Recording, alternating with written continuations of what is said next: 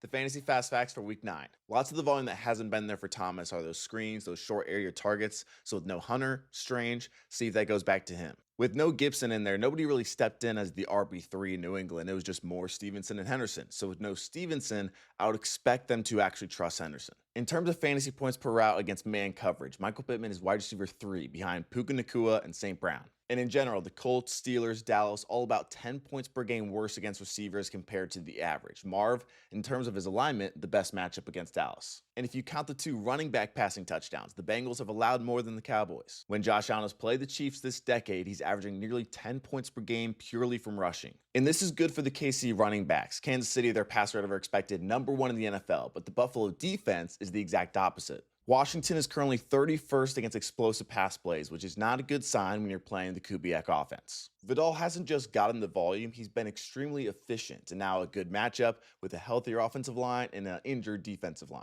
In 4 of his last 5 games, just the one weather game, Waddle has 5+ receptions and 80+ yards. Dobbins has almost purely relied on that rushing efficiency, 5th in yards before contact, but Houston is 2nd best in yards before contact. And Derrick Henry only 72 yards away from that famous high school total.